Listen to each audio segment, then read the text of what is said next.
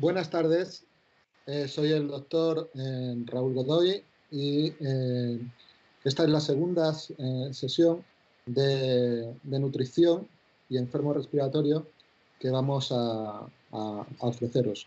Estamos muy contentos con el resultado de la primera, en la que tratamos el tema del diagnóstico nutricional en el paciente respiratorio, y en el que tratamos también el tema del tratamiento en el paciente respiratorio, el tratamiento nutricional en el paciente respiratorio. Hoy vamos a hablar de una serie de temas un poquito más específicos y para eso vamos a tener a gente de primer nivel, como tuvimos en la primera sesión. Nos va a contextualizar un poquito el tema el doctor Pablo León, que es el vicepresidente de la Sociedad Española de Cirugía de Tórax y además es el jefe de servicio del Complejo Hospitalario Universitario de Albacete, y él nos va a poner un poquito en contexto de lo que es el enfermo quirúrgico y las dudas nutricionales que le surgen. Para resolver todo esto vamos a tener a la doctora Lourdes García, que es facultativo de endocrinología del Complejo Hospitalario de Albacete, y además sobre el COVID y la nutrición en el COVID nos va a hablar el doctor Alfaro, que es facultativo de endocrinología también del Complejo Hospitalario Universitario de Albacete. Antes que nada, quería agradecer a Nutricia el hecho de que ha colaborado con nosotros, de que ha atendido a nuestra petición de que necesitamos este tipo de formación en paciente respiratorio, de este tipo de formación nutricional, en la que estamos muy felices y espero que esto sea un primer paso con lo que continuemos a posteriori. Ya sin más, voy a dar paso a lo que es la sesión, pero antes recordarles que van a aparecer unas cajetillas en la pantalla en la que vais a poder hacer cualquier pregunta y a cualquier persona de las que estamos aquí. Podéis hacerlo mientras estamos hablando y mientras está en la sesión para que al final las discutamos. Ya sin más, nos va a hablar del enfermo quirúrgico el doctor Pablo León, y le doy paso. Hola, buenas tardes.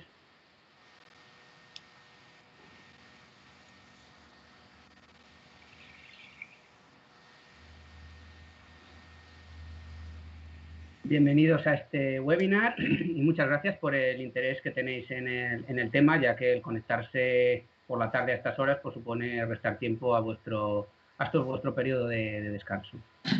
Antes de comenzar, quiero agradecer a Socampar, a Nutricia y especialmente a Prado la invitación para participar en este webinar. Como soy cirujano torácico, me ha tocado poner en contexto el papel de la nutrición en los pacientes de cirugía torácica. Como he dicho, soy cirujano torácico, por lo que no soy ningún experto en nutrición, más bien todo lo contrario. Por este motivo, he enfocado mi presentación como una breve introducción sobre lo que se está haciendo actualmente con los pacientes de cirugía torácica en el campo de la nutrición y en qué aspectos podríamos mejorar. Es decir, voy a plantear una serie de problemas que creo que tenemos los cirujanos torácicos en el campo de la nutrición para que posteriormente mis compañeros del servicio de endocrinología y nutrición, que son los auténticos expertos, nos den las respuestas a lo mismo. Comenzamos contextualizando el paciente de cirugía torácica. El grueso de la actividad asistencial de un servicio de cirugía torácica se dedica al tratamiento de los pacientes con patología tumoral. La gran mayoría de los pacientes con cáncer de pulmón presentan una serie de circunstancias que los hacen más sensibles a presentar problemas en su estado nutricional. La gran mayoría son de edad avanzada, con más de 70 años, presentan síndrome constitucional algunos, astenia, anorexia, pérdida de peso. Suelen tener una importante comorbilidad asociada, como la EPOC, de lo que ya se habló en el webinar anterior. También asocian patologías cardiovasculares, otras neoplasias, etcétera, ya que el cáncer de pulmón y todas estas comorbilidades tienen como agente etiológico común al tabaco. Aparte, algunos también tienen un excesivo consumo de alcohol previo o incluso durante su problema oncológico, y algunos pacientes han recibido, antes de ir a la cirugía, tratamientos oncológicos previos como la quimio o la radioterapia de inducción. La primera cuestión que quiero plantear es: ¿se está realizando una adecuada evaluación y optimización nutricional preoperatoria en cirugía torácica? Para intentar responder a esta pregunta, he hecho una búsqueda en PubMed, de la que solo voy a mencionar este artículo de revisión que se publicó en 2019 en el Journal of Thoracic Disease, y en el que se indica que la nutrición se ha descuidado bastante en el preoperatorio. Concretamente, si nos centramos en mi servicio, pues sí disponemos del peso del paciente, porque se toma de forma rutinaria cuando se hace la espirometría, y sí se cuantifica la pérdida de peso y se registra en la historia clínica, porque siempre se le interroga al paciente sobre este tema. Sin embargo, salvo en casos excepcionales o muy evidentes de desnutrición, no se realiza interconsulta con el servicio de endocrino. No utilizamos escalas para evaluar el estado nutricional preoperatorio porque nos resultan bastante complejas de manejar. No pedimos de rutina marcadores de laboratorio como la transferrina, albúmina, prealbúmina, etc. Y como es lógico, si no hacemos una evaluación del estado nutricional, pues tampoco administramos suplementos nutricionales preoperatorios. Por ello, por tanto, en la siguiente charla, la doctora Lourdes García Blasco, del Servicio de Endocrino, nos dirá qué tenemos que hacer para mejorar en la optimización del estado nutricional preoperatorio, ya que es donde creo que los cirujanos torácicos tenemos más deficiencias. La segunda cuestión que quiero plantear es si se está realizando una adecuada nutrición postoperatoria en cirugía torácica. En el artículo de revisión que he comentado previamente, se indica también que las decisiones respecto a la administración de nutrición se toman en el periodo postoperatorio. En este sentido, comparto la opinión de estos autores, ya que en mi servicio, pues sí iniciamos la tolerancia a la dieta en el postoperatorio inmediato. Se administra nutrición enteral o parenteral en las unidades de cuidados críticos de forma temprana, ante cual, si los pacientes presentan complicaciones que les impidan la ingesta oral, y se solicita la colaboración del servicio de endocrino y nutrición ante cualquier cuestión relacionada con necesidades nutricionales específicas de nuestros pacientes. Por tanto, en relación con la nutrición, creo que en el postoperatorio los cirujanos torácicos estamos haciendo las cosas mucho mejor que en el preoperatorio, aunque siempre se puede mejorar, por lo que estaremos muy atentos a los consejos que nos dé Lourdes en la siguiente charla. Finalmente, si estamos en un servicio de cirugía torácica y hablando de nutrición, no nos podemos olvidar del quilotórax. El quilotórax es una complicación poco frecuente, que se produce cuando quedan abiertos vasos linfáticos tras realizar una linfadenectomía o se lesiona accidentalmente el conducto torácico.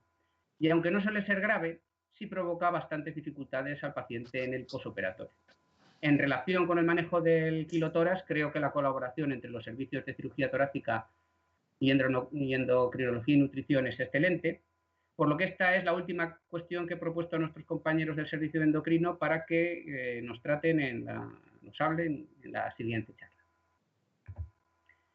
Y nada más, muchas gracias por vuestra atención y paso la palabra a la doctora Lourdes García Blasco para que nos resuelva todas estas cuestiones que acabo de plantear.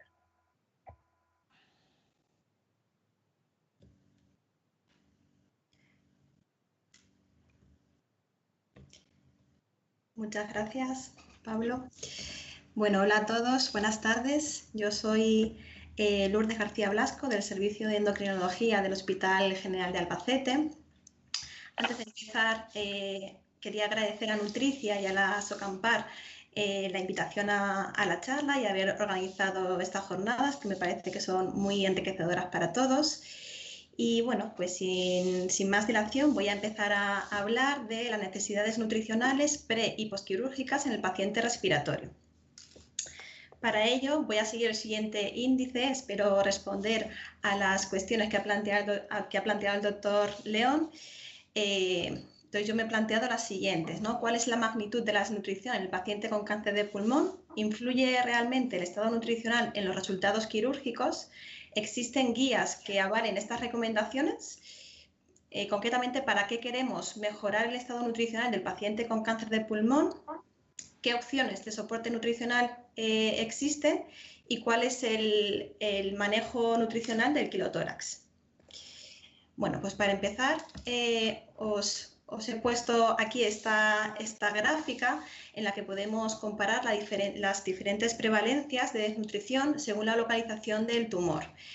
Como sabemos, la desnutrición acompaña con mucha frecuencia al paciente oncológico, concretamente en el caso del cáncer de pulmón, la prevalencia se estima en torno a un 40 a un 60%. Esta prevalencia os podéis imaginar que va a depender en función del estadio en el que se encuentre nuestro paciente y además en función de los diferentes tratamientos que haya recibido.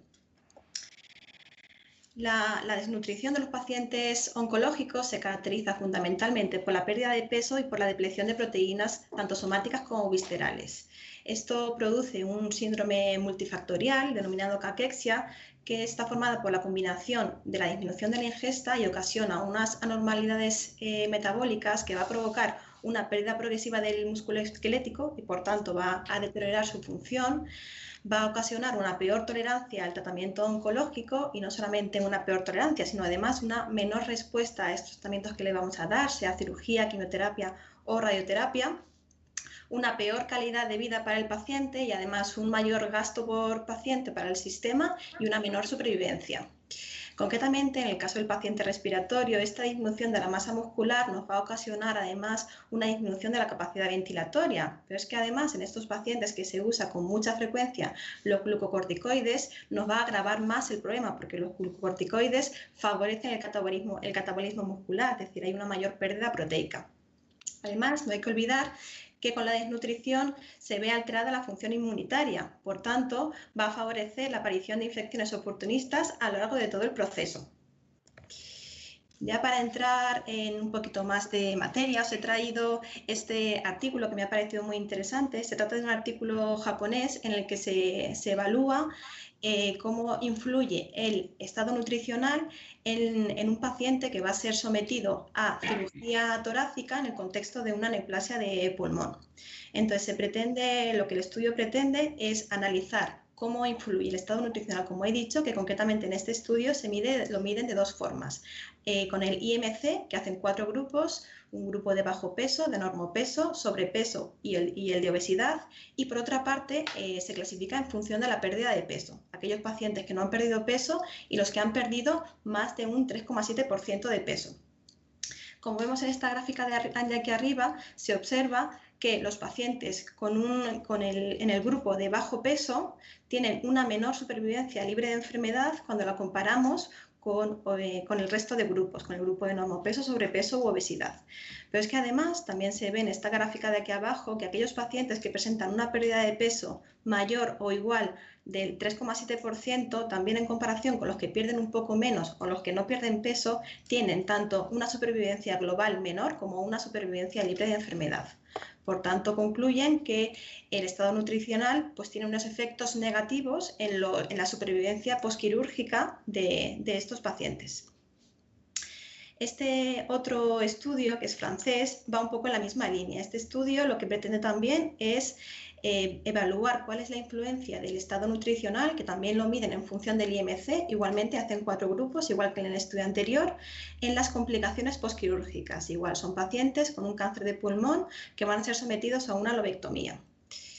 En estas gráficas, quizás se vea un poco pequeño, pero ya os lo explico yo, vemos que tanto la mortalidad en el grupo de bajo peso es mayor, con una diferencia estadísticamente significativa, pero no solamente la mortalidad, sino también las complicaciones pulmonares, las complicaciones posquirúrgicas y también las complicaciones infecciosas, ¿vale? Hay un aumento de estas complicaciones en el grupo de bajo peso, patrón que no ocurre igual en el grupo de normopeso o sobrepeso. Solamente no hay diferencias estadísticamente significativas en el aumento de complicaciones en las complicaciones cardiovasculares. Entonces, en relación con toda esta evidencia, surgieron ya hace unas décadas los protocolos ERAS. Estos protocolos forman parte de un programa multimodal en el que intervienen pues, cirujanos, anestesistas, endocrinos, enfermería, en el que también se le ha llamado Fast Track o RICA. Surgió inicialmente en la cirugía del colon hace ya más de 20 años, pero poco a poco se ha ido implantando en el resto de especialidades quirúrgicas. Concretamente, en la cirugía torácica, os presento aquí estas guías que fueron publicadas en el año 2019. El objetivo de estas guías es fundamentalmente estandarizar el manejo perioperatorio y facilitar la recuperación del paciente quirúrgico. Para ello dan una serie de recomendaciones que se dividen en 3 fases. En la fase preoperatoria es muy importante, las recomendaciones van dirigidas a optimizar el tratamiento, el estado prequirúrgico del paciente. Entonces es muy importante la evaluación del tratamiento, la evaluación y el soporte nutricional en caso de que sea necesario. Pero además son otras recomendaciones que dan, son por ejemplo la corrección de la anemia, la abstención al tabaco, la optimización de otras patologías como puede ser la EPOC, la diabetes, la hipertensión, etc. Dentro de la fase intraoperatoria es especialmente importante hacer siempre que sea posible una cirugía mínimamente invasiva, la profilaxis antibiótica, evitar la sobrecarga de fluidos, que décadas anteriores se tendía a una sobrecarga durante la cirugía, minimizar los drenajes quirúrgicos. Y la fase posoperatoria, que sería al final, en conjunto con las 3, con la que estaría destinado a disminuir las complicaciones y por tanto la estancia hospitalaria, es especialmente importante la ingesta oral temprana, como ya ha mencionado antes el doctor León, la movilización precoz y la prevención de las náuseas y los vómitos. Bueno, ahora yo me centro en lo que es el aspecto más nutricional de estas guías, las recomendaciones que dan en relación a los temas desde el punto de vista nutricional, ¿no? Entonces, dicen que recomiendan con un nivel de evidencia alto que los pacientes se les debería pasar un test de screening para valorar su estado nutricional. Esto, como he dicho, un nivel de evidencia alto y un nivel de recomendación fuerte.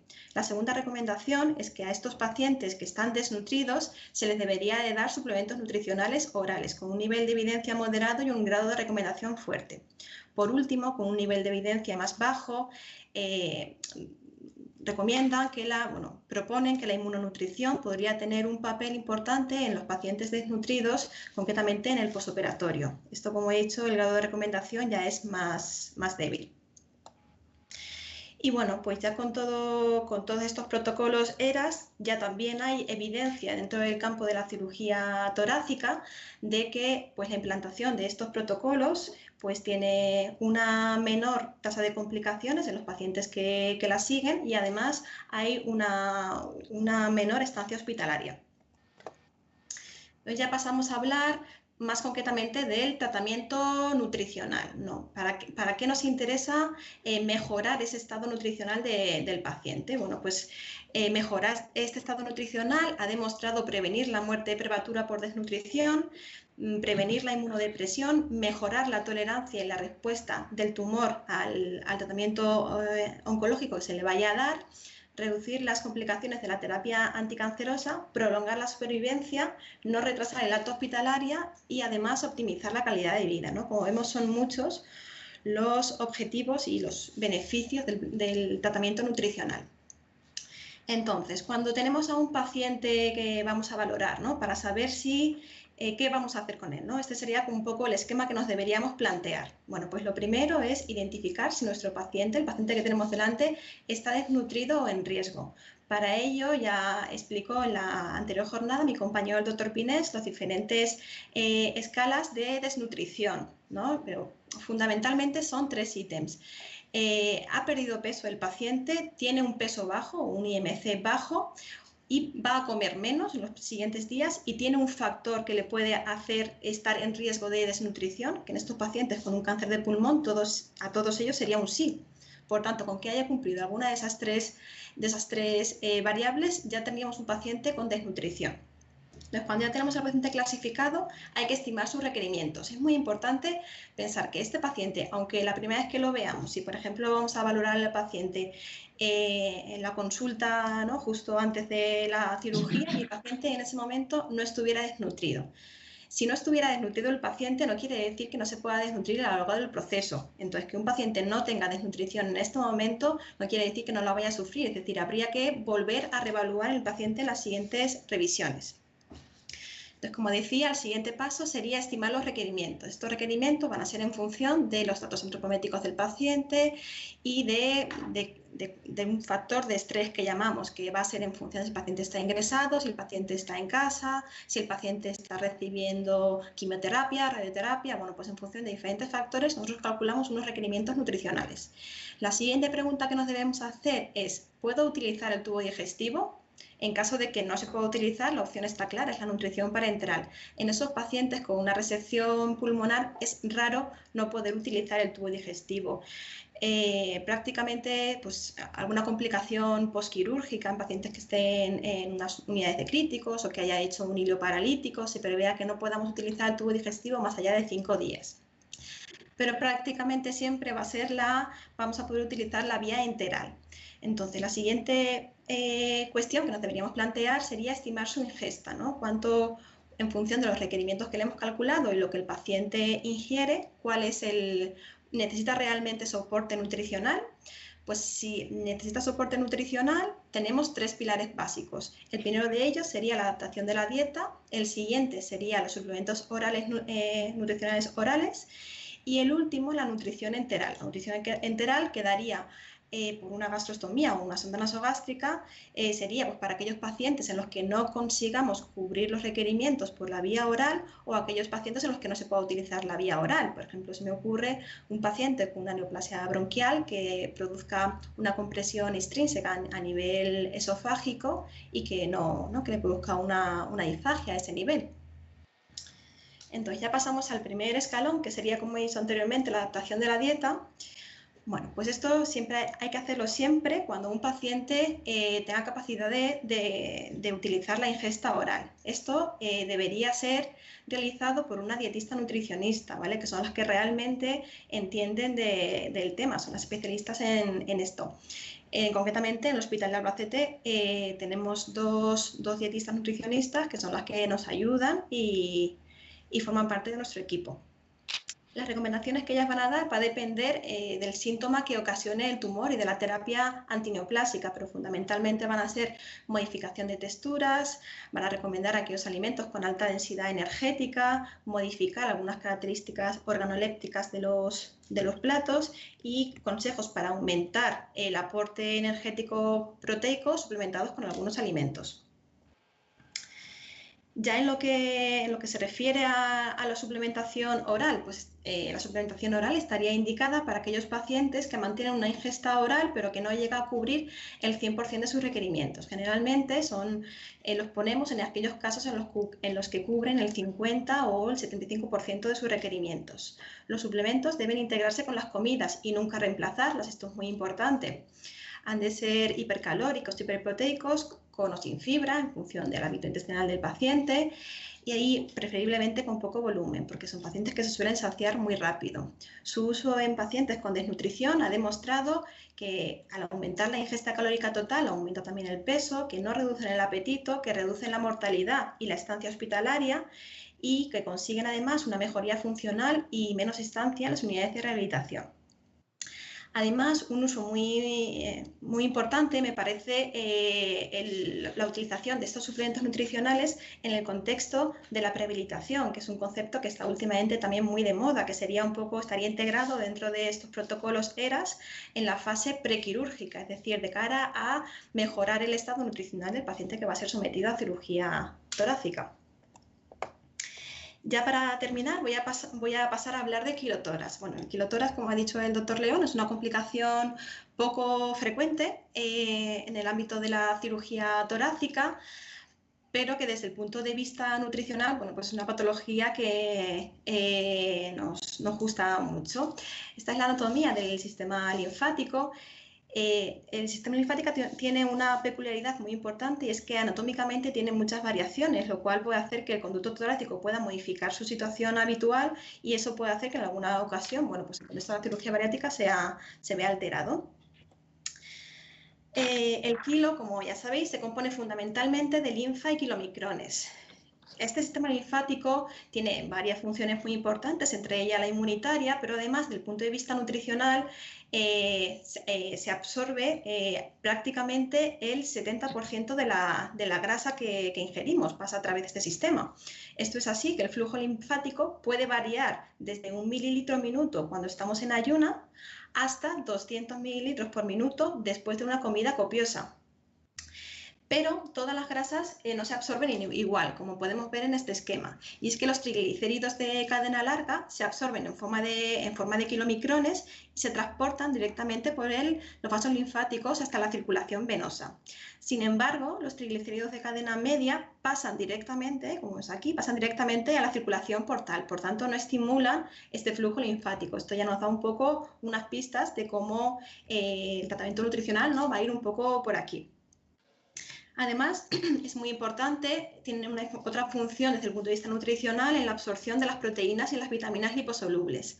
Aquí os he puesto las características del kilo, pero como veis, pues tiene muchas proteínas, albúmina, grasas, triglicéridos, etc. Entonces, el kilotórax pues no es más que la acumulación de este kilo en la cavidad torácica, ¿no?, concretamente en el espacio pleural. La etiología general puede ser o primaria o secundaria. En el caso de que sea secundaria, pues sería secundario a una cirugía o a un traumatismo, y en el caso de que sea primaria, la causa más frecuente es la tumoral, ¿vale?, generalmente en contexto de un linfoma. Para hacer el diagnóstico hay que tener una sospecha clínica, ¿no? Se vería una semiología de derrame, y el líquido que se obtiene es muy característico porque tiene este aspecto lechoso que además se puede confirmar bioquímicamente con unos triglicéridos muy altos. Entonces, de todo lo que he explicado hasta ahora, podemos extraer las consecuencias de que va a tener unas consecuencias nutricionales muy importantes para nuestro paciente. Estas consecuencias van a depender en función de cómo sea la velocidad y la duración de esta fuga de kilo, pero puede ocasionarnos hipovolemia, inestabilidad hemodinámica, alteraciones electrolíticas, pérdidas de proteínas, lípidos y vitaminas liposolubles. Y esta gran pérdida de tanto macro como micronutrientes en un paciente posoperado en el que tiene una alta demanda metabólica, pues va a hacer que sea muy fácil, ¿no?, que empeoremos su estado nutricional. Bueno, ya estoy acabando. En cuanto al tratamiento nutricional, pues hay que instaurarlo tan pronto como se confirme el diagnóstico. Tenemos fundamentalmente tres alternativas. La verdad es que no hay grandes estudios que comparen unas entre otras, teniendo en cuenta de que es una patología bastante poco frecuente. Pero bueno, optaremos por una u otra en función de la gravedad. Entonces, la primera alternativa sería una dieta oral hiperproteica prácticamente libre de grasas y enriquecida con este aceite MCT, ¿no?, que sería un aceite con los triglicéridos de cadena media, que, como hemos dicho, no estimulaban el flujo linfático. La siguiente opción sería a través de una sonda nasogástrica con una nutrición enteral elemental, que sería una nutrición que tiene las proteínas hidrolizadas en forma de aminoácidos, también enriquecida con este aceite MCT. Y la última opción, que habitualmente es la que más utilizamos, es una nutrición parenteral total. En caso de que no haya respuesta a estas tres opciones de soporte nutricional, se puede valorar y añadir el octreótido, que además, si está con nutrición parenteral, se puede meter indirectamente en la nutrición. Este es un análogo de la somatostatina, que lo que hace es que disminuye también este flujo linfático. Es muy importante vigilar el estado hidroelectrolítico, con especial atención en las concentraciones plasmáticas de calcio, sodio y potasio, y también vigilar las vitaminas liposolubles. Y bueno, pues finalmente cuando se confirme que el drenaje es bajo, generalmente se considera por debajo de 100 mililitros al día, se debe reiniciar la alimentación oral y suspender progresivamente las restricciones dietéticas. Entonces, ya para acabar, los mensajes para llevar o dejar en casa sería que la desnutrición tiene una alta prevalencia en el cáncer de pulmón, que la evaluación del estado nutricional en el paciente que va a ser sometido a la resección pulmonar debe formar parte de la práctica habitual. El soporte nutricional del paciente desnutrido mejora la tasa de respuestas a los tratamientos oncológicos. Los protocolos de recuperación rápida del paciente quirúrgico han demostrado disminuir las complicaciones y la estancia hospitalaria. Y por último, que el tratamiento nutricional de quilotoras es fundamental y debe instaurarse precozmente. Muchas gracias a todos. Ya luego en el turno de preguntas responderé si hay alguna duda y ya doy paso a mi compañero, el doctor Alfaro. Buenas tardes. En primer lugar, pues muchas gracias a los asistentes y especialmente también a la SOCAMPAR y al doctor Godoy por la invitación, que además me ha hecho mucha ilusión por el tema del soporte nutricional en el paciente con COVID-19, porque, bueno, al fin y al cabo he estado en un equipo de neumólogos durante la avalancha de COVID-19. Así que, bueno, pues que me inviten los neumólogos a hablar de lo mío en paciente COVID, pues me ha hecho especial ilusión. Este es el itinerario que voy a seguir. Voy a hablar muy por encima de dos enfermedades nutricionales, como son la obesidad y la desnutrición, y su relación con la COVID-19. Y luego ya pasaré a hablar de la dieta y del soporte nutricional en estos pacientes, tanto en el que está en su casa, como en el paciente hospitalizado, ya sea en planta o ya sea en una unidad de críticos, y luego el tema del paciente que sale de la UCI, para terminar con unas conclusiones. Bueno, a modo de introducción, pues no tengo que deciros que la COVID-19 ha supuesto un desafío sanitario a nivel mundial. Los hospitales y también nosotros, los profesionales, pues hemos tenido que reinventarnos para responder a esta emergencia sanitaria. Y bueno, pues ha quedado la cuestión, digamos, vamos a decir, menos tratada de qué papel tiene la nutrición en la enfermedad por COVID-19, y es bueno, pues lo que voy a tratar de dar alguna pincelada. Antes del COVID-19 ya sabíamos cosas sobre la nutrición en los hospitales. Por ejemplo, sabíamos que un 25% de los pacientes hospitalizados en España están desnutridos o en riesgo nutricional. Si fuera solamente eso, bueno, pues ahí están desnutridos, hará falta dietistas, hará falta endocrinos o no, pues quién sabe. Pero es que desde hace menos tiempo sabemos que una atención nutricional adecuada y precoz, individualizada, reduce la mortalidad y la reduce mucho. La reduce hasta un 35% y reduce las complicaciones y las reduce mucho. Las reduce pues, hasta un 21%. Y eso no es en paciente, como hay estudios pues con el cáncer de pulmón o con pancreatitis o con no. Eso es un paciente hospitalizado en general. Sabemos que atender nutricionalmente a estos pacientes salva vida y salva complicaciones y, por supuesto, ahorra dinero.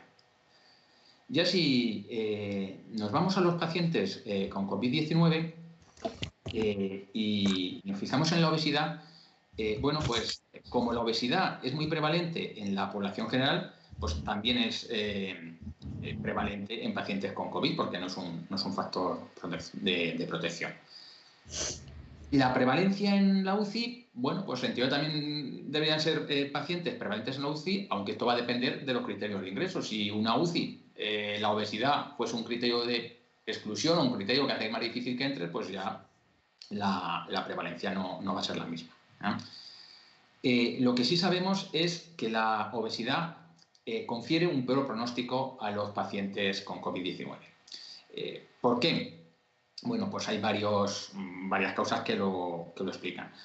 Por una parte, sabéis que la obesidad condiciona una disfunción respiratoria con un empeoramiento de los mecanismos ventilatorios, con un incremento de la asistencia de la vía aérea, con una dificultad, un empeoramiento del intercambio gaseoso, con un menor volumen pulmonar, y luego, pues muchos pacientes que son obesos sarcopénicos tienen menos fuerza muscular, por tanto, menos fuerza de la musculatura ventilatoria.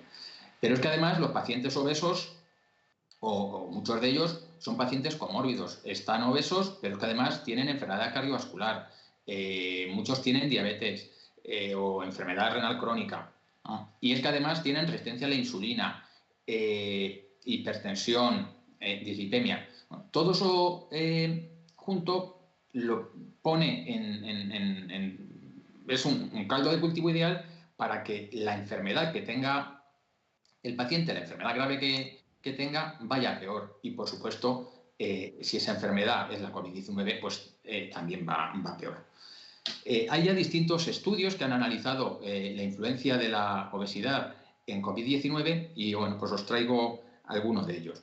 En la izquierda veis los resultados de un estudio que se hizo en la ciudad de Nueva York y se veían factores que condicionaban el que pacientes que iban a urgencias con COVID-19 ingresaran y dentro de los que ingresaban, ingresaran en una unidad de críticos.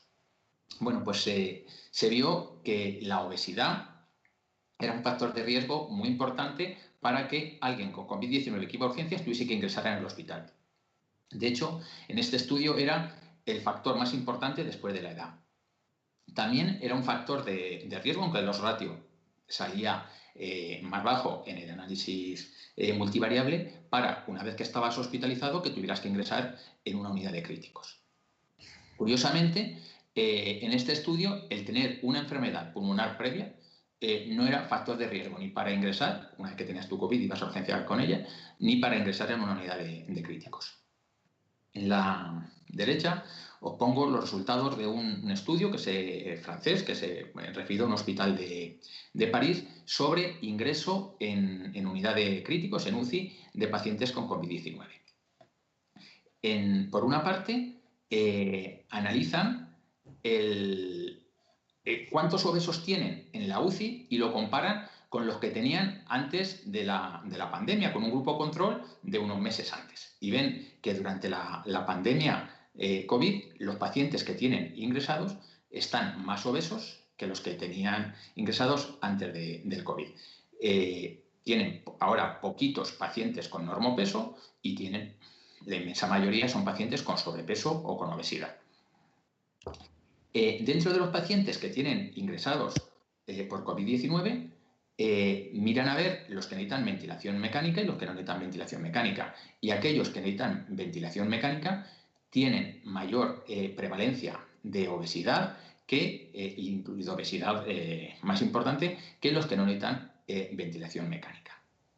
Y por último, analizan por cada grupo de peso, normopeso, sobrepeso, obesidad clase 1, obesidad clase 1 o 2, cuántos necesitan ventilación mecánica de los que tienen en la UCI. Y conforme va aumentando el exceso de peso, pues prácticamente se dobla la necesidad de ventilación mecánica. Pongo datos de Nueva York, datos de París, y a última hora he podido introducir esta diapositiva, que son datos muy provisionales de nuestro hospital, del CHUA. Son pacientes, datos recogidos para el registro COVID-19 de la SEMI y recogidos de la historia clínica a mano. Y se ve que, bueno, pues poquito más de la cuarta parte de los pacientes ingresados en Albacete con COVID eran obesos. Probablemente hay pacientes que eran obesos y no figuran en la historia clínica, y por eso aquí salen dentro de los de no obesidad, porque la prevalencia en esta serie, en estos datos de obesidad, es menor que la prevalencia en la población de Albacete. Por lo tanto, hay obesos entre los no recogidos como obesos, y eso hace que las diferencias se noten menos. Pero aún así, fijaros que la mortalidad entre los pacientes ingresados en Albacete con COVID-19 obesos era del casi el 39% frente a un 25% en los no obesos. Y que un 41% de los obesos tenían que ingresar en críticos frente a un 26% de los no obesos. Y en un análisis multivariante en el que los dos principales factores que influían en la mortalidad eran la edad y la situación respiratoria al ingreso, concretamente la PO2, FIO2, bueno, pues si a esos factores les añadimos la obesidad condicionaba de forma independiente mortalidad. Si a este modelo le añadimos la diabetes, la obesidad deja de ser significativa. Son datos provisionales con unos 620 pacientes o así. La verdad que teniendo en cuenta los pacientes que se han visto en el TUA, pues lo que apetece es poder recoger los datos de todos los pacientes, no ir haciendo registros cada uno por su lado, y habiendo una historia clínica electrónica, pues que la inmensa mayoría de los datos se recojan de historia clínica electrónica de forma automatizada y no ponerse a recoger manualmente los datos de 1.600 pacientes, que eso, pues la probabilidad de error es importante. Pasamos ya a hablar de desnutrición y COVID-19 y qué relación hay. Por una parte, la desnutrición puede aumentar la susceptibilidad a desarrollar formas más severas de COVID-19. Hay algún trabajo al respecto. Uno es el que se hizo con población añosa en Wuhan, y vieron qué estado nutricional tenían estos pacientes que estaban ingresados por COVID-19. Y vieron que la prevalencia de desnutrición era de más del 50%, y otra cuarta parte tenían riesgo nutricional. Solamente un 20% tenían un estado nutricional normal. Esta no es la prevalencia de desnutrición en la población general de Wuhan de más de 65 años. O sea, que en la población desnutrida había habido más COVID-19 y había habido más COVID-19 que tenía que ingresar. COVID-19, pues si te pilla desnutrido, pues es más fácil que tengas una forma severa. Por otra parte, el COVID-19 puede cursar, y muy frecuentemente cursa, con anorexia, con diarrea, con anosmia, con disgeusia, y eso va a favorecer que coman menos y que te denutras. Estadísticas sobre la prevalencia de estos síntomas en pacientes con COVID-19, pues hay varias. Yo la que os pongo aquí es la del artículo que puso de manifiesto la presencia de anosmia en COVID-19, y aquí bueno, pues sale como la mitad prácticamente de los pacientes tienen anorexia, otros tantos tienen diarrea, la tercera parte tienen dolor abdominal y casi la cuarta parte tienen náuseas o vómitos. Todo eso pues, va a favorecer que comas menos y va a favorecer que te desnutras. Pero es que además el COVID-19 es una situación de inflamación sistémica. Al principio nos parecía que el COVID-19 pues, era una neumonía, normal, pero una neumonía, pero luego pronto nos dimos cuenta que más allá de la neumonía había más cosas, y entre ellos había un componente muy grande de inflamación. ¿Y qué importancia tiene la inflamación para la desnutrición? Pues muchísima, ¿no? Ya, para que veáis la relación de desnutrición e inflamación, fijaros que hasta hace poquito, hasta hace un año o dos, pues los que nos dedicamos a la nutrición clínica, veíamos un paciente y sabíamos más o menos si estaba desnutrido o no, pero era muy difícil ponernos de acuerdo unos con otros en lo que era desnutrición, en definir claramente qué es desnutrición o cuándo decimos que un paciente está desnutrido. Para venir a resolver esto se juntaron las sociedades de nutrición clínica de Europa, de Estados Unidos, de Latinoamérica y de Asia, y definieron unos criterios muy sencillos y muy bien hechos para decir quién tiene desnutrición o no. Y para diagnosticar desnutrición dijeron, bueno, pues está desnutrido el que ha perdido peso, o el que está muy delgado, o el que tiene poca masa muscular, y además no es porque es así, es porque le ocurre algo, tiene una enfermedad que hace que pierda peso, que esté delgado o que pierda músculo. Si tiene las dos cosas, tiene desnutrición. En cuanto al criterio de pérdida de peso, si tienes más de un 5% de pérdida de peso en los últimos 6 meses, ya tienes el criterio fenotípico que decimos. Y es que este paciente que nos ingresa en el hospital, pero que llevaba ya 10 días en su casa, casi sin comer, y con diarrea, que pesaba 60 kilos, pues es que es muy fácil que haya perdido 3 kilos. y por lo tanto que haya perdido ese 5% de peso. Y entre los criterios etiológicos, la causa para esa pérdida de peso está el tener algo que te haga comer menos, que lo tienes, pero es que también está como criterio etiológico el que tengas una condición aguda que conlleva inflamación. También sería una condición crónica. Entonces, tenemos aquí, en el paciente hospitalizado por COVID-19, pues que prácticamente todos cumplen criterios de desnutrición.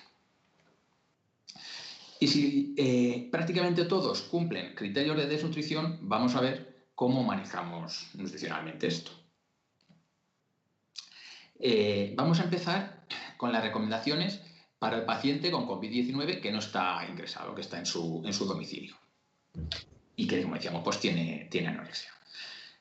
Para esto, la Sociedad Española de Endocrinología y Nutrición, al principio de la pandemia, del aumento exponencial y del confinamiento, publicó unas recomendaciones para que los pacientes que estaban con COVID-19, fundamentalmente en domicilio, pues supieran qué tenían que hacer para mejorar su estado nutricional o no empeorarlo. Un poco basadas en las que se han dado antes para pacientes con enfermedades crónicas que producen anorexia y que en parte ha comentado en la presentación anterior Lourdes. Pues entre estas recomendaciones están aumentar el número de comidas al día, hacer pues no 2 o 3 comidas, sino entre 6 y 10 comidas pequeñitas. Empezar siempre por alimento proteico, independientemente de si se hacen 2 platos o plato único. Es decir, si comes primero y segundo plato, empieza con el segundo, que es el proteico, y si se te quita el hambre, pues luego te pierdes el primero. Y si es plato único de arroz con pollo, pues comete primero el pollo y después te comes el arroz.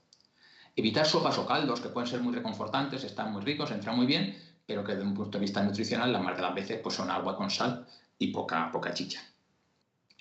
Tomar los líquidos fuera de las comidas. Y luego, sobre alimentos concretos o formas de enriquecer el alimento, pues la idea es añadirle cosa nutricionalmente densa para que el alimento tenga más calorías y más proteínas. Pues en vez de tomar pan normal, pan multicereales o con semillas. La fruta, en vez de comerla sola, pues acompañada con yogur o con batido.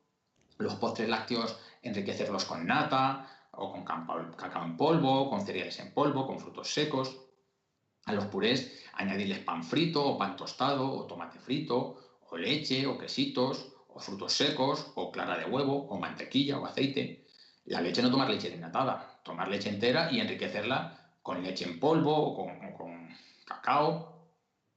Y luego las legumbres, pues tomarlas siempre con un poco de arroz, por aquello de enriquecer, aumentar el valor biológico de la proteína, y poco caldoso, que si tomas lentejas, comas lentejas, no caldo de lentejas. Estas fueron las recomendaciones que se dieron para enfermos en domicilio. La Sociedad Europea de Nutrición Clínica dio unas recomendaciones que también incluyen a los pacientes en domicilio, pero que abarcaba a todos los pacientes afectados por COVID-19. En estas recomendaciones, el primer punto era chequear malnutrición, y en el caso de los pacientes hospitalizados, pues el test de screening de malnutrición que proponían eran el NRS 2002, que un poco va es un test de screening, no de diagnóstico, como los criterios que he dicho antes, pero van un poco en la misma línea. Si un paciente ha perdido peso, pues eso da puntos. Si un paciente tiene una enfermedad severa, eso da puntos. Y si tiene más de 3 puntos, o 3 o más puntos, pues ya estás en riesgo nutricional. El tener una neumonía severa ya son 2 puntos.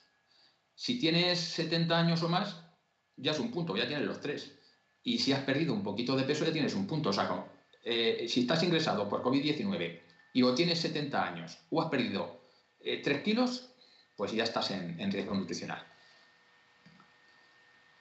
La Sociedad Europea de Nutrición Clínica, la ESPEN, recomienda un aporte energético a los pacientes hospitalizados por COVID-19 de entre 27 y 30 kilocalorías por kilo y día, una dieta con 1,3 gramos por kilo de proteína y día, Y nos dicen que si la dieta no cubre los objetivos nutricionales de energía y de proteínas, pues se añadan suplementos nutricionales orales. Y si fuese necesario, pues poner nutrición enteral o incluso nutrición parenteral. La Sociedad Española de Endocrinología y Nutrición, tomando pues la bibliografía que había hasta el momento de nutrición e infección COVID-19, pues también dio unas recomendaciones que son bastante parecidas, en las que, bueno, pues en primer lugar lo que dice, atención, el paciente hospitalizado por COVID-19 es un paciente de alto riesgo nutricional.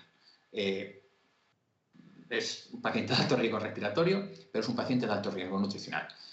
La SEN recomienda unos aportes energéticos de entre 25 y 30 kilocalorías por kilo y por día, y de proteínas de 1,5 gramos por kilo día.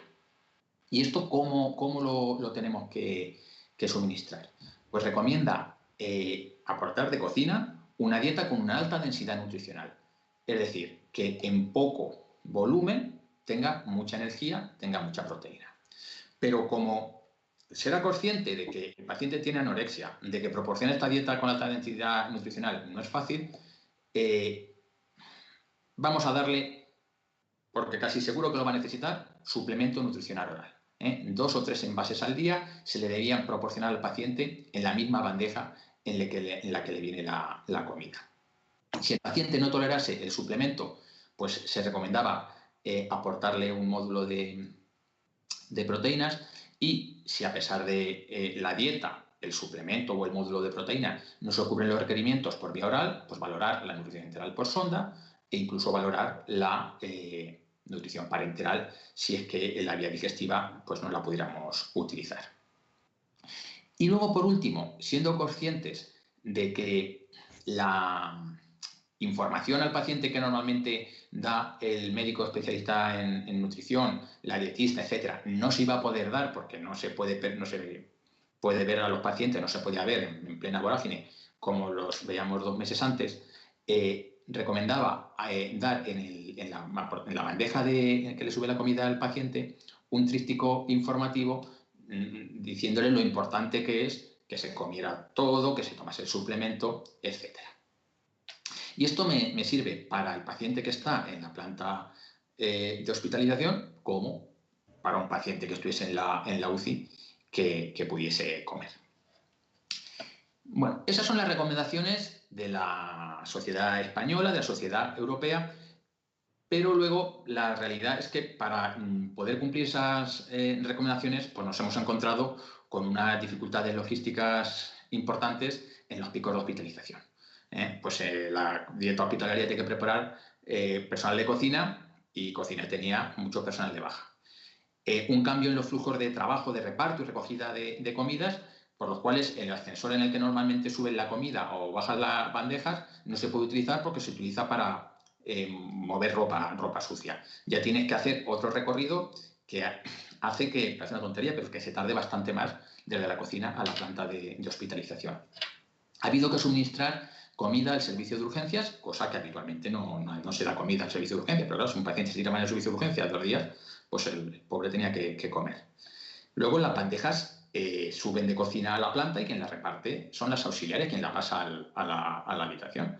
Pero la saturación del trabajo de auxiliares en la planta, pues no lo tengo que contar a vosotros. Ese flujo de repartir la bandeja al paciente era mucho más lenta. El paciente, a su vez, era mucho más lento comiendo. Entre las cosas, si estaba con su Ventimás, con su reservorio, y se tenía que poner las gafas a 5 litros para comer y a los 3 minutos volverse a poner el reservorio y mi oxígeno, y pues tardaba mucho más en comer. Y se tardaba mucho más en el proceso de lavar y desinfectar todo el menaje, porque ya llegó un momento que no podía ser todo de usar y tirar. Aquí, a modo de ejemplo, pongo un dato que me pasó la jefa de cocina de Albacete, en el que, bueno, pues en los 3 primeros días de abril se sirvieron un 33% más de comidas que el 1 o el 2 de abril del año anterior. Y con todas las dificultades que os he comentado. ¿Eso qué es lo que conlleva? pues eso ha conllevado la necesidad de una simplificación del código de dietas hospitalarios. En vez de personalizar, pues lo que había que hacer es dejar 2 o 3 dietas, mínimo común divisor, que sirviese para el máximo número de pacientes, porque la cocina hospitalaria no podía preparar y distribuir el número, la variedad de dietas que habitualmente se maneja en un hospital. José, acelera que quede tiempo para preguntas. Sí. Ya estoy terminando. Respecto a la nutrición artificial, como nos han dicho, sería si no se alcanzan objetivos por vía oral, evidentemente en el paciente intubado, pues que no puede comer. Ha habido, bueno, pues recomendaciones sobre si se puede o no se puede poner caletra por una sonda de poliuretano, lo dejamos para otra ocasión. Hay que tener en cuenta que la colocación de la sonda nasogástrica produce aerosoles, con lo cual hay que utilizar una mascarilla FFP3, si tal cosa existe, para su colocación, y bueno, pues nos recomienda utilizar una fórmula hipercalórica hiperproteica.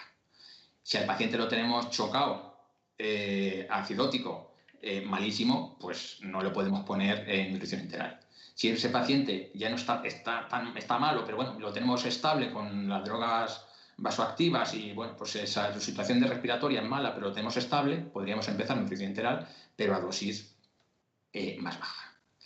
¿Y la parenteral cuándo lo vamos a utilizar? Pues como siempre, cuando el tracto digestivo no sea funcionante. Hemos tenido pacientes COVID con perforación intestinal o gástrica y ha habido que ponerles parenteral. Y también se ha recomendado si la sonda producía fugas en el ventimás o en la ventilación no invasiva. Y bueno, pues ha hablado de la parenteral periférica como complemento a la dieta, aunque yo no termino de verlo. Y para terminar, bueno, pues ¿qué decimos del paciente que sale de la UCI? Desde el punto de vista nutricional hay 2 cosas que nos interesan mucho. El paciente que sale de la UCI, que ha estado intubado, es muy probable que tenga disfagia. Entonces tenemos que valorar, cuando sale a planta, si eso nos ha hecho en UCI, la existencia de esta disfagia. Para eso, pues generalmente utilizamos el test de volumen viscosidad, que consiste en administrar cantidades crecientes de distintas texturas, líquido, néctar, pudding, para ver si el paciente es capaz de tragar cada una de estas texturas y en qué cantidad. Si el test nos dice que el paciente es capaz de tragar, pero no cualquier cosa y de cualquier manera, pues tendremos que adaptarle la textura de la dieta. Y si el test nos dice que el paciente no puede tragar, pues tendrá que suministrarse nutrición enteral. También nos dicen de la posibilidad de utilizar parenteral, pero bueno, pues son casos más seleccionados. Y esto no se le va a quitar al paciente en 2 o 3 días. Es muy probable que se tenga que ir con una PEC del hospital y luego, bueno, pues ya se le revalora en consulta y se le quitará la PEC cuando se pueda. Y luego el otro dato importante que tenemos que tener en cuenta el paciente que sale en UCI, que lo comentábamos en el despacho de neumología en plena vorágine, es la miopatía del paciente crítico. Estos pacientes salen muy malicos. Esta miopatía es más frecuente a mayor de edad y si el paciente tiene comorbilidades previas, es muy probable si ha estado más de 2 semanas en la UCI. ¿Y qué tenemos que hacer aquí respecto a la nutrición? Pues por una parte, nutrir con la cantidad adecuada, ni poco ni mucho, y evitar la sobrealimentación porque el exceso de grasa no le va a venir bien al paciente. Tener en cuenta que tiene necesidades aumentadas de proteínas, pero que es imprescindible la rehabilitación física, porque si nosotros le damos mucha proteína y el paciente no hace rehabilitación física activa, esa proteína también se va a ir a hacer grasa. Y bueno, aquí jugarían un papel fórmulas enriquecidas en nutrientes específicos como el beta-hidroxibutirato o la leucina. Pues, y ya para terminar, bueno, pues como conclusiones, decir que el COVID-19 presenta más severidad en pacientes obesos y desnutridos, que el COVID-19 favorece la desnutrición, que en plena vorágine pues, ha habido dificultades logísticas para proporcionar una dieta hospitalaria adecuada, pero que la intervención nutricional debe considerarse parte integral del tratamiento en COVID-19 desde el domicilio a la UCI. Y que, bueno, pues en COVID-19 todavía no se ha podido demostrar, como tantas cosas, pero que el soporte nutricional ha demostrado salvar muchas vidas en el paciente hospitalizado, en general, previamente al COVID. Y eso es todo. Muchas gracias por vuestra atención.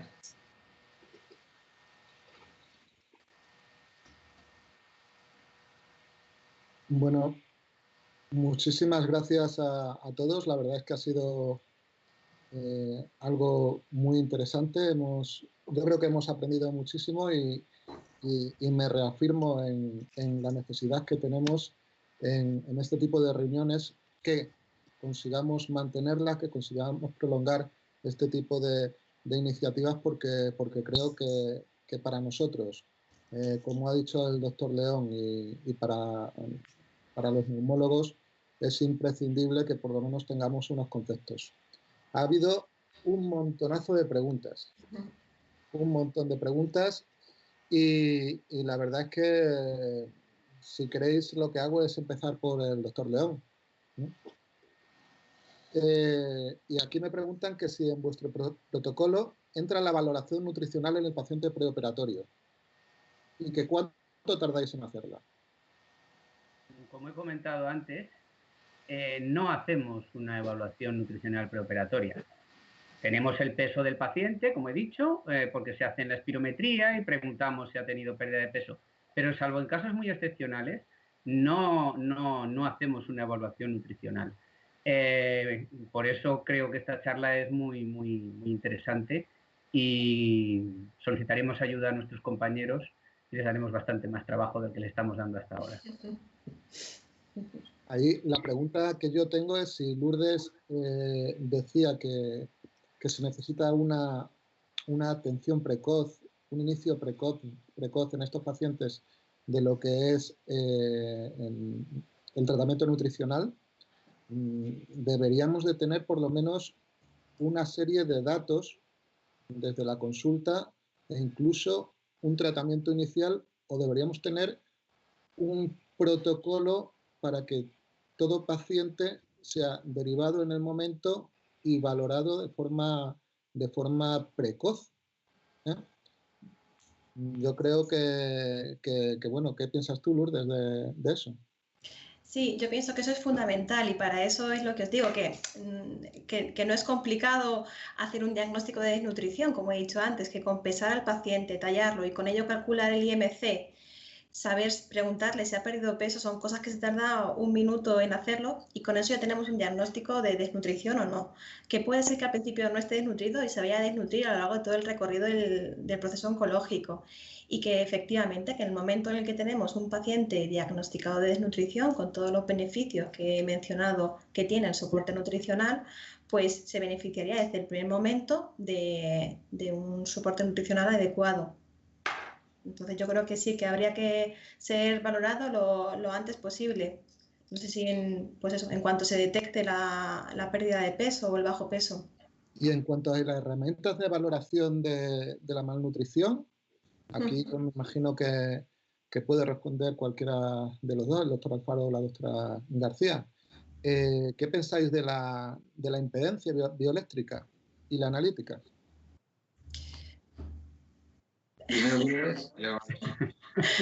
Bueno, la impedanciometría es un método muy útil para valorar sobre todo el compartimento muscular. Muchas veces el problema es que no lo tenemos tan accesible, ¿no? Los valores analíticos son complementarios, pero en general no nos gustan tanto.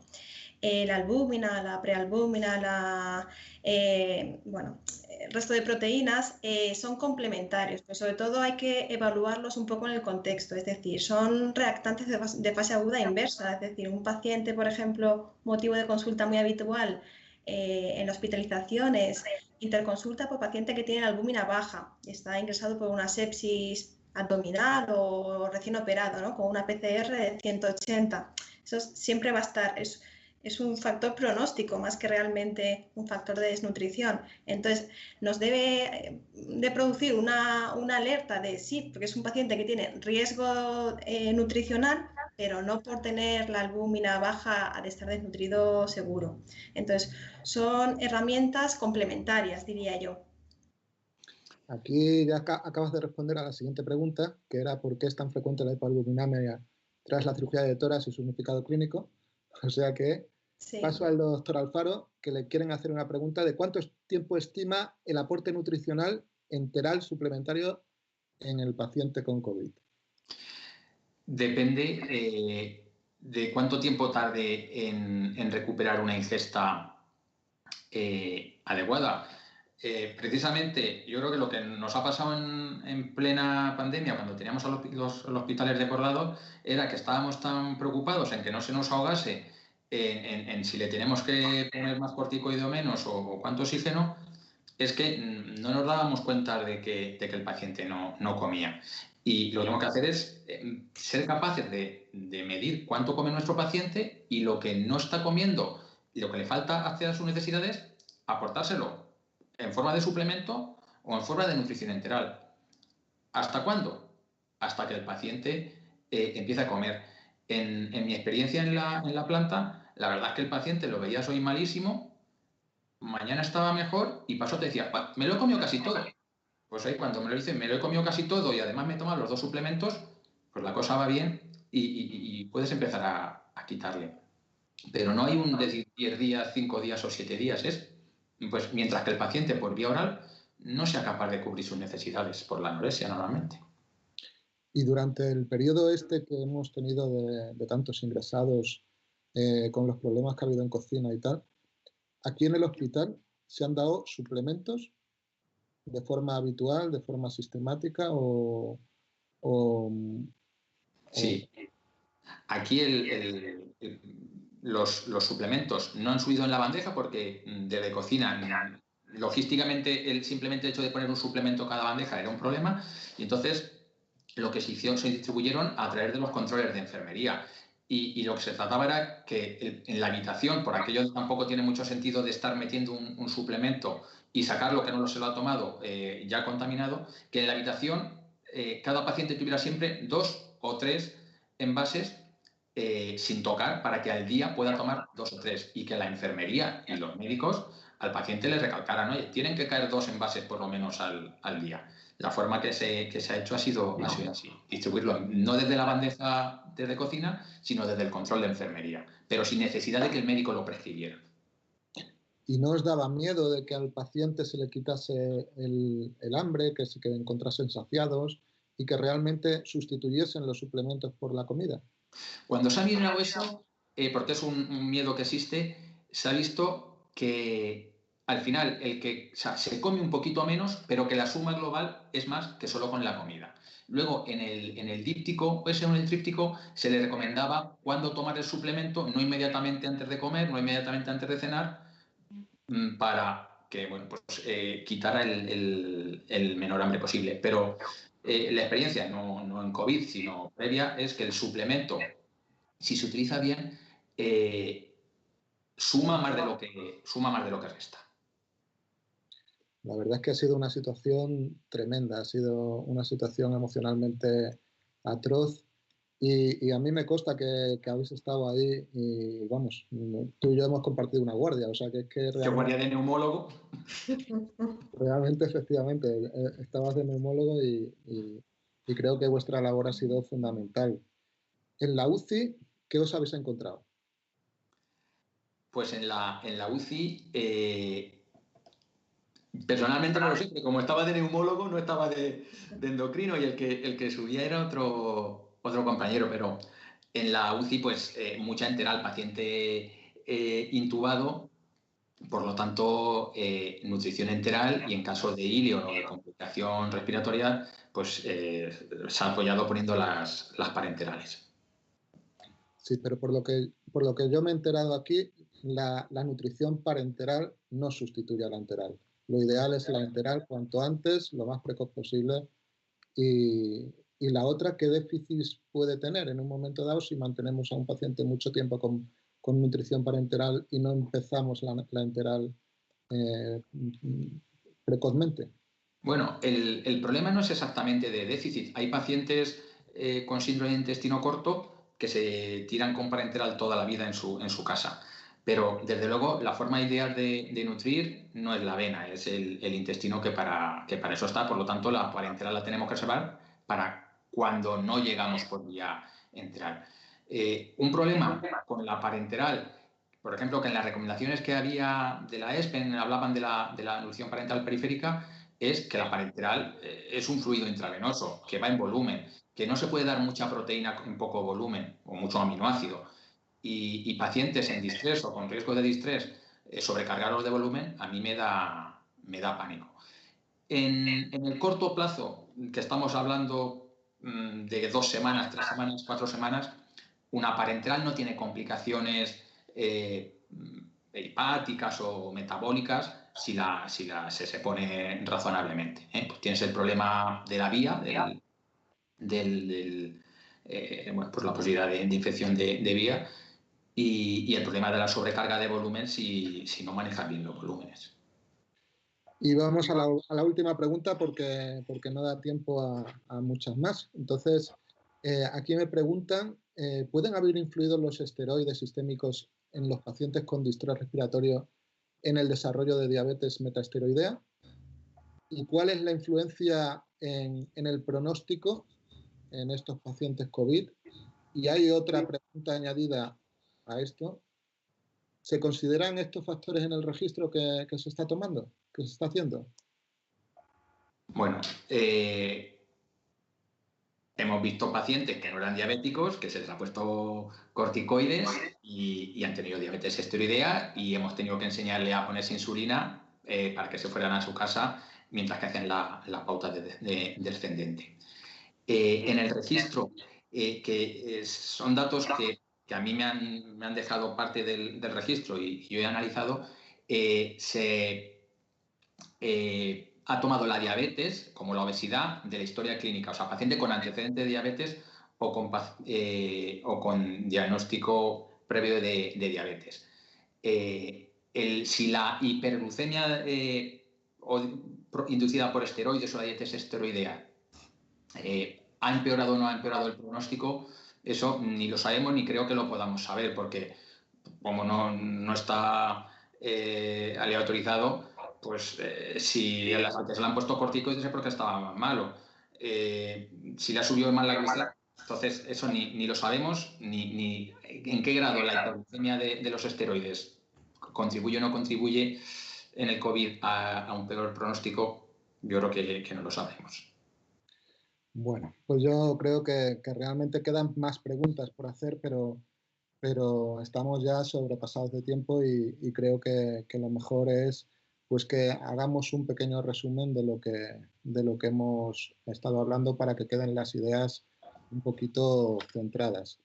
Quiero hacer un inciso y quiero decir que he hecho el ejercicio hoy con Savannah para ver un poquito en el Big Data qué es lo que ha pasado en Castilla-La Mancha en el caso del paciente respiratorio y el paciente con malnutrición. Y los datos, que hay que tomarlo con un poquito de cuidado porque no están contrastados y tal, nos dicen que un 15% aproximadamente de los pacientes respiratorios en Castilla-La Mancha están malnutridos y nos dicen que la malnutrición aumenta mucho el riesgo de mortalidad hospitalaria en los pacientes con patología respiratoria. O sea, he hecho esas dos preguntas y la verdad es que los datos son abrumadores. Ya lo digo que hay que tomarlo con cuidado y no ser pues imprudentes en estos datos que estoy diciendo. Y sin más, pues paso un poquito al resumen de lo que hemos estado hablando. Y lo que se ha dicho es, el doctor León, que se podía hacer mejor. Se podía hacer mejor el preoperatorio, la nutrición en el preoperatorio. Ha admitido que lo estamos haciendo regular y que se podía hacer mejor. En el cáncer de pulmón, la prevalencia de la malnutrición, de la desnutrición, es de un 40 a un 60%, con pérdida de peso y proteínas, y esto tiene consecuencias. Tiene consecuencias que es una menor respuesta al tratamiento, es más gasto, más dinero, es menor calidad de vida y es una peor supervivencia. Nos ha hablado la doctora García de los protocolos ERAS, donde el tratamiento y la valoración nutricional son fundamentales. Nos ha hablado de que la malnutrición pues, provoca muerte, provoca inmunodepresión, provoca complicaciones, empeora la calidad de vida y provoca un aumento de las estancias hospitalarias. Entonces tenemos que intervenir a ese nivel. Que la valoración es muy fácil, el índice de masa corporal, si se ve al paciente comer menos y si hay algún factor de riesgo que puede ser, pues sencillamente el hecho de una inflamación sistémica por una infección, como es la neumonía. Las recomendaciones, pues integrar los suplementos a dietas hipercalóricas e hiperproteicas, que otra vez hemos insistido que reducen la mortalidad. Y que el tratamiento nutricional, pues al final, el tratamiento nutricional precoz en las consultas prequirúrgicas, pues podría mejorar las posibilidades de los pacientes en la cirugía posterior y en la posible disminución de complicaciones. En cuanto al COVID-19, hemos visto que un 25% aproximadamente de los pacientes con COVID-19 que hemos tenido ingresados estaban malnutridos. Y ya nos ha recordado el doctor Alfaro que efectivamente que el 35% de los pacientes, cuando se le trata esa nutrición, cuando se le trata los aportes nutricionales, cuando se consigue mejorar esa nutrición en planta, el 35% se reduce la mortalidad y hay un 21% de reducción de complicaciones. Ha hablado de la obesidad que ha sido un pronóstico pésimo durante la época COVID, con más ingresos, con mayor ventilación mecánica, con mayor mortalidad, que la desnutrición aumenta la susceptibilidad a las formas severas del COVID, que además produce una disminución de la ingesta. ¿Por qué? Porque produce una anosmia, porque produce digeusia, porque produce anorexia y por la diarrea que produce. Esa inflamación sistémica, que también aumenta esas necesidades, pues también puede intervenir en todo esto. Por eso es fundamental el manejo nutricional, y lo ha sido, y así lo han hecho a pesar de las dificultades que se ha tenido, porque esto ha aumentado las necesidades y ha puesto en riesgo el mecanismo de toda actuación. O sea, ha sido algo espectacular lo que hemos vivido. Que simplemente que un paciente ingresado por una neumonía con esa inflamación sistémica, si se le ve una disminución del peso o se le ve una cierta añosidad mayor de 70 años, pues ya está en alto riesgo nutricional y ya hay que tomar medidas. Y después nos ha hablado un poquito de lo que ha pasado en la UCI. No sé si tenéis alguna cosa que añadir, si queréis decir algo, si queréis comunicar cualquier cosa, estamos a tiempo. Y si no, pues lo que quería decir es agradecer a Nutricia el hecho de que nos haya hecho caso a nuestra petición, que la verdad es que creo que es fundamental, y sobre todo a Prado Sánchez Herrera, que realmente es la que ha sido la intermediaria y la que ha sido la artífice de que consigamos por fin hacer algo como esto, que espero que las sociedades como las otras sociedades españolas a nivel nacional de pacientes respiratorios, que aquí tenemos un ejemplo, tomen nota y lo hagan extensivo. Muchas gracias a todos y espero que nos veamos próximamente o veamos acciones parecidas. Gracias. Adiós. Adiós.